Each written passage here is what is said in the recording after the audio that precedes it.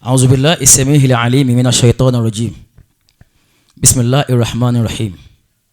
اللهم صل على سيدنا محمد إنسان عين الوجود وسبب في كل موجود صاحب المقام المحمود صلى الله عليه وسلم والحوض المورود إلى يوم الميعاد. أدا وقفون الله الحمد لله. أتروي كياتي جفون النبي محمد صلى الله عليه وسلم. Timbasokwe all protocols duly observed. Only to every general rule there must be an exemption. Níbi báyìí ní Àfikà kí àwọn bàbá wa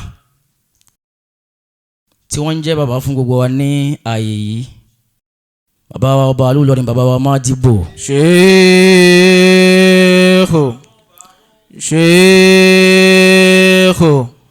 شيخ والله يعصمك من الناس لا تخاف دركا ولا تخشى ولا حول ولا قوة إلا بالله العلي العظيم. Láti bí kí bàbá wa náà ni mo kí gbogbo àwa ọ̀tọ̀ ọ̀kùn ló tà wá ń bẹ̀ nítorí ànábì wa Muhammad sallallahu alayhi wa sallam. Mo kí bàbá Bello, mo kí ayọ̀ Ismail dáadáa àti gbogbo àwa tà wá ń bẹ̀. Mo wá kí àwọn èèyàn tí wà ní Ogun State, bàbá wa Ataka, Ọlọ́run ní jẹ́ ó bàjẹ́ láíláí. Àmín. Àti alhaji wa tí wọ́n wà ní ẹgbẹ́ wọn náà. Bẹ́ẹ̀ ni mo kí gbogbo àwọn obìnrin ní àpapọ̀. Mo wá fi tí wọ́n ní ìwọ̀n àdá padà sí ọ̀dọ̀ bàbá oníkan ti ní. Adamallahu hayatahu. Bàbá wa SAEFUL QUADIRIYAH. Adamallahu hayatahu. Eléyìí tí Ọlọ́run ṣe fún yín yìí kì í ṣe gbogbo yẹn náà ni Ọlọ́run máa ń sábà ṣe bẹ́ẹ̀ fún. Àmọ́ ìkànnà àwọn ẹlẹ́kọ̀ọ́ ó ní no matter how great you may have been, if you didn't produce a successor, then you are a great failure. Ó ní kò sí bó ṣe fẹ́ tó láyé, bó ṣe fẹ́ kàǹkà tó, káwá pé bó ṣe tó yẹn náà ń yọ wá lọ òwà rẹ̀ ní fẹ̀yìn lẹ̀ fún pé ẹni tí ó tún máa ṣojú mi ńgbà tí n bá sí mọ́. Bàbá wa Amirul Jaysh, Yallahu ta'ala anhu. wọ́n fi ẹ̀yìn ẹlẹ̀ tó pọ̀ nínú àwọn èyí tí wọ́n filẹ̀ náà ní khalifa wa àti bàbá wa ọ̀tẹ́ẹ̀tì ní ìwà. Ọba tó ní kó máa dá lẹ́yìn wọn Ọlọ́run ní yóò bàjẹ́ láíláí. Àmín. Mo fi tí wọn náà, mo fi kí bàbá wa Ummul Qadiri. Adamallahu hayatahu. Ọlọ́mọṣẹ́ ìjẹ́ ká rí yín pẹ́. Àmín. Bàbá wa Múdà olówó àti gbogbo àwọn àfáà ní àpapọ̀ nítorí àsìkò ni o. Mo kí bàbá wa Rahid tí wọ́n ń darí wa, Ọlọ́mọṣẹ́ ìbá wa dúró tì yín dáadáa. Àmín. Àdúrà bẹ̀rẹ̀ ni wọ́n ní kí n ṣe láàrin ìṣẹ́jú bíi méje sí mẹ́jọ. Gẹ́gẹ́ bí tí àfáà wa sọ fún mi, garden ta wà lé nìyí, wọ́n ní ntí a wá ṣe ń bẹ̀ náà ni pé ká wá gbọ́rọ̀ Ọlọ́run ká lè fi máa mọ̀ pé ká lè máa tẹ̀síwájú láyé níbi tí ń jẹ́ dáadáa. Torí pé ibi tá a wà ilé ní ìjọ̀mọ́ gbogbo wa bá ti jókòó yìí, olùṣe dáadáa tó pọ̀ ní gbogbo wa.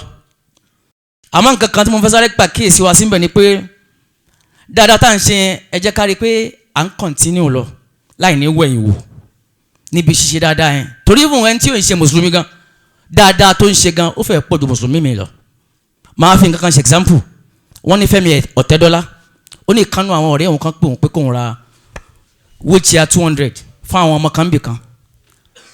Ó wá ní òun ọ̀fẹ́ ráyè àti lọ, ọ̀rẹ́ òun wá sọ pé àpò kóun jọ kóun present níbi tó ń fẹ́ present àwọn àga yẹn fún àwọn ọmọ tí wọ́n ní ẹsẹ̀, àwọn ọmọ kéékèèké. Ó wá ní òun wá squeeze time òun lọ síbẹ̀ ńjọ́ yẹn pé wọ́n wá pín ṣí àyẹn fún wheelchair yẹn fún gbogbo àwọn ọmọ yẹn. Ó ní in fact nínú ọjọ́ tí òun dùn jù láyé ọjọ́ yẹn wà nínú ẹ̀ pé òun wà ń bẹ̀ yẹn gangan níbi tó ti ń pín ṣí àyẹn fún àwọn ọmọ yẹn. Ó wá nígbà tí ó ní tó wá jọ òun lójú bẹ̀ ni pé òun wá fẹ́ máa lọ báwọn ṣe ń lọ. Ìkànnù àwọn ọmọ tí kò ní ẹsẹ̀ yẹn ó wá grab ẹsẹ̀ òun lẹ́yìn. Àwọn wá wò pé kí ló òun try láti free ọmọ yẹn níbi ẹsẹ̀ òun, ó ní kò fi ẹsẹ̀ òun lẹ̀. Ó ní òun wá bẹ̀rẹ̀ sí pé kí ló fẹ́ sọ, kí ló ṣẹlẹ̀. Ó ní ọmọ yẹn wá wojú òun báyìí, ó wá smile, ó lọ wá sọ sóhun létí pé òun fẹ́ dá ojú yín mọ̀ ní sà nítorí pé tó bá di ìjọ́ ìgbédàlẹ̀ kìyàmọ̀ kóun lè recognize face yín ní ìjọ́ ìgbédàlẹ̀ kìyàmọ̀. Allahu akbar. Wọ́n ní if Almighty Allah blesses you financially, don't raise your standard of living, raise your standard of giving. Bọ́lá ń bá ṣàánú ẹ, má tún lè kọ́ mọ́, má tún ọkọ̀ ṣe mọ́, o lè gún mọ́tò kó kọ́lé, àmọ́ jẹ́ káwọn èèyàn benefit látara ẹ̀. Bàbá SAEFUL QUADIRIYAH ní táwọn ní ayé ń benefit ní ara wọn.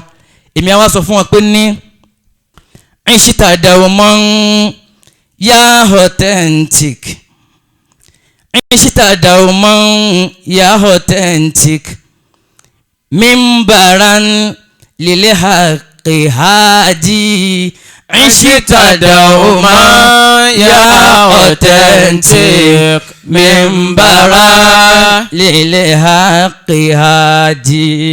عشت دوما يا أوتنتيك من بغى يوم أداجي عشت دوما يا أوتنتيك من بغى يوم أداجي lálàáfíà lẹ́ọ̀ sì máa wà. Àmín. Hájì Ìsá àlíọ̀tẹ̀wì lálàáfíà lẹ́ọ̀ sì máa wà. Ìsá àlíọ̀tẹ̀wì. عشت دوما يا أوتنتيك عشت دوما يا أوتنتيك عشت دوما يا أوتنتيك من بغايا الحق اللهم افتح لنا كتابك وسنة نبيك ظاهرا وباطنا آمين باطنا وظاهرا وارزقنا العمل بهما بجاء ذاتك المقدسة أجاش الفاتحة بسم الله الرحمن الرحيم الحمد لله رب العالمين الرحمن الرحيم مالك يوم الدين إياك نعبد وإياك نستعين اهدنا الصراط المستقيم صراط الذين أنعمت عليهم غير المغضوب عليهم ولا الضالين آمين آمين. Shukran jazila.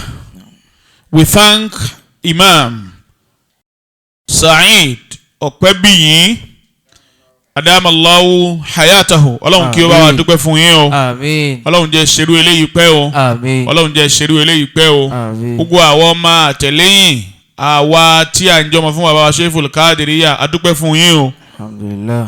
Ọlọ́run kó bá wa dúpẹ́ fún yín o. Àmín. Haji Muhammad ẹ̀já sọ pé jazakumullahu khairan. Jazakumullahu khairan. ننتقل فورا إلى خطوة الثانية فهي قراءة من آية الذكر الحكيم.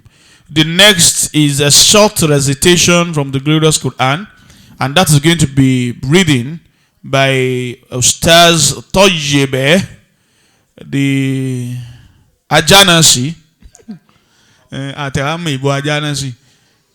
The Ajanasi.